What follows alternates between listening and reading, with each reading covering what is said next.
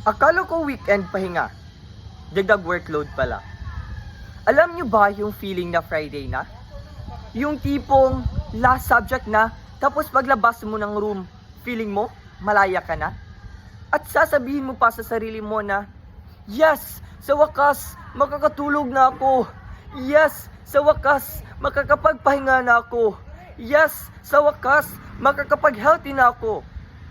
At dahil feeling ko deserve ko ang pahinga, gumawa ako ng weekend plans. Matutulog, kakain, manunood. Pero biglang, ting, may notification. At alam naman nating lahat na kapag school notification yan, wala nang magandang kasunod. Pag open ko, reminder, deadline tomorrow. At minsan, may mas malala pa. Good evening class, can you please do the following activities? At ang activity? Mag-drawing ng male at female reproductive system.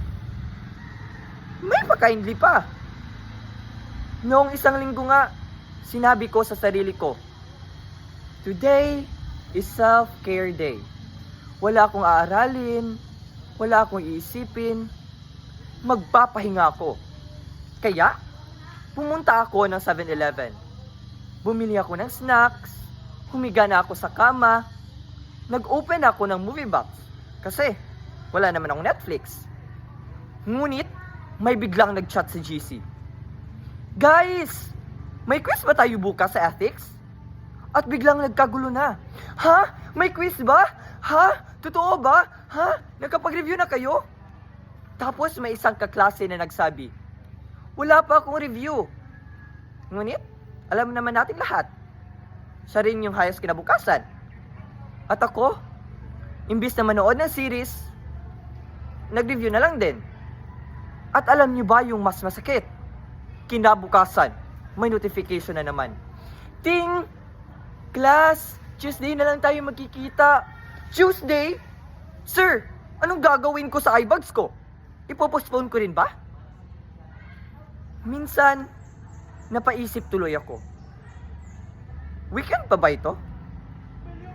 Monday to Friday, pagod.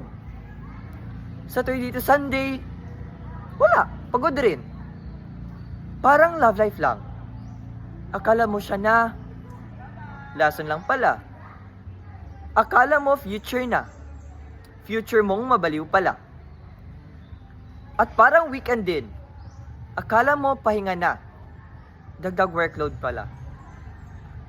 Pero kahit sobrang pagod na tayo, gumigising, pumapasok, at lumalaban pa rin. Magreklamo? Oo. Umiyak? Oo. Sabihin na ayoko na? Mga 5 beses kada linggo. Pero, tumutuloy pa rin. At natutunan ko sa buhay estudyante na ang pahinga ay hindi weekend. Ang totoong pahinga ay yung, okay class, wala tayong pasok ngayon. Pero minsan, may activities lang din pala. Yun lang po at maraming salamat.